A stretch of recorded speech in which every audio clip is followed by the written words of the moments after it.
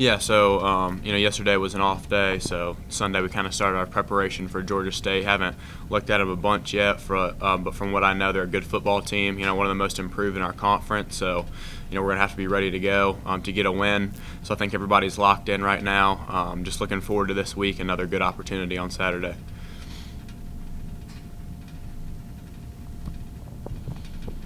Is it any easier to get kind of locked in and ready, knowing that you control your own destiny, even though you got a couple of losses in there, but or does it not even make a difference? I would say it does make a difference. We're standing at 3-3 right now, so we know that every single week is extremely important. Almost looking at it kind of like a playoff type situation. If we lose, we're going to struggle to be in that Sun Belt championship game.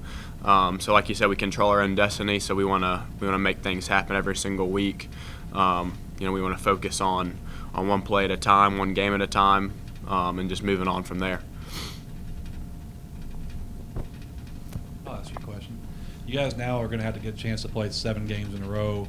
The bye weeks are done. Mm-hmm. Does that give you guys a little chance to get some consistency under your belt, a set schedule, knowing what you're going to do each week, knowing there's a game every Saturday?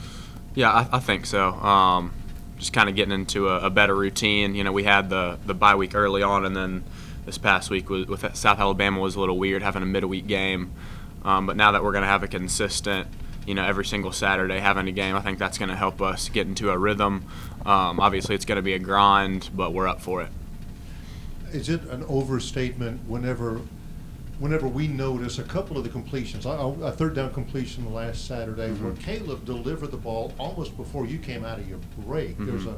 There's a back shoulder throw that I remember. Yeah. Is that a thing? Is that something that you guys develop? Is that just a level of experience? How does that work as effectively as it has? Yeah, I think it is something that we've developed going all the way back to spring. So just me, Caleb, Gunner, working on that throw a lot. The back shoulder is something that we, I guess, kind of take pride in completing. So we'll throw that in warm-ups before the game.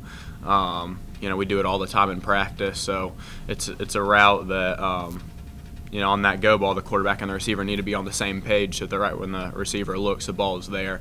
So that's something we've been able to develop just because of the repetition that we've got there. And I would imagine trust has a lot to do with it. They know that Luke is going to be there where he's supposed to be, in rhythm when the ball's delivered. Right, because when the ball leaves his hand, I may not even be looking yet, so he's got to trust that I'm going to protect him from the cornerback, protect him from getting the ball intercepted, and I'm going to turn around in time to make a play on it, and I trust that he's going to make the right decision whether to throw me back shoulder or throw me over the top.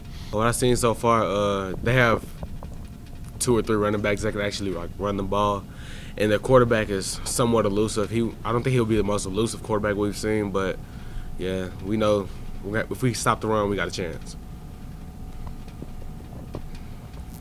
Coach Lindsey mentioned that the front seven's been playing great all year, but overall this last game was more of a complete game, impressive on the defensive side of the ball.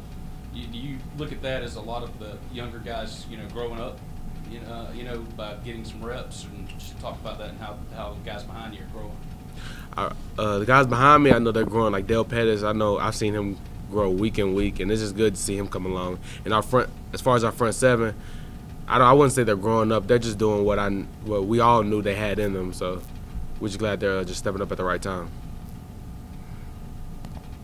So we asked Luke this. You guys, all your bye weeks are behind you. You got 7 weeks in a row of football. How do you guys game plan going, knowing that your bye weeks are behind you? You don't really get any more rest days. Just preparing week in, week out for the next opponent.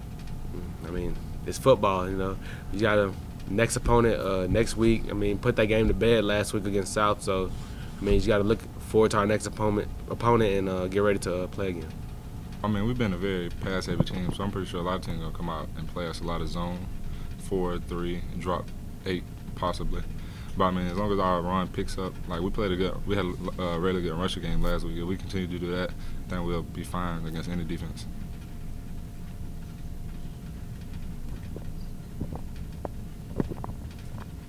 Can you talk about the grind that's ahead for you guys?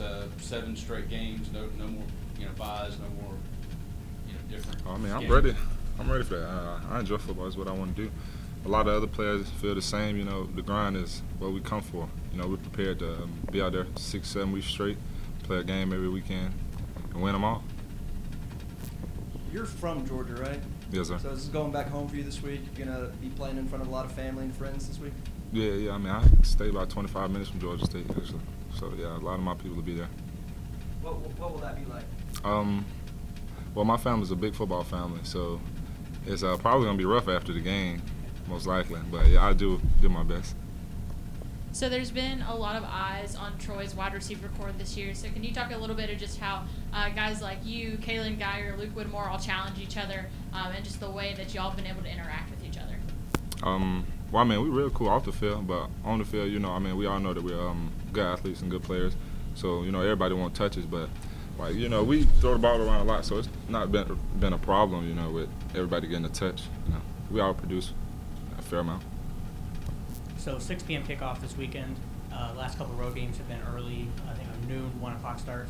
How different is it going on the road and playing at 6 o'clock as opposed to playing a noon kick or a 1 o'clock kick? I mean, it just gives a little more time to get prepared for the opponent, but I'm pretty sure we'll handle it fine. We have a pretty mature team. I think we'll go in and get off our feet, stay rested up, and be ready for the game at 6. Is there anything you do to help pass the time? For me personally, I chill a lot of the time. When we sometimes I bring my game though, so sometimes we play 2K, stuff like that, chill between the games. Coach Lindsey mentioned, you know, this team controls their own destiny. Does that motivate you guys more? Does it even matter? Definitely, it definitely motivates us more because you don't want to be sitting in a position where you have to have 3 teams lose so you can even be in a chance to play in the championship. As long as we continue to win and we control our own destiny, we'll be fine. That's something we want to, you know, keep up our sleeves, for sure. And bouncing off that question, sitting at 3-3, you guys control your own destiny. What's the pressure coming into this week in Georgia State? Well, I mean, Troy's always been a place that's won. That's one reason I came here. So, you know, sitting at 3-3 isn't, you know, exactly what we wanted, but we're definitely ready, prepared to continue the season and hopefully go undefeated because that's what we have in the mind to do.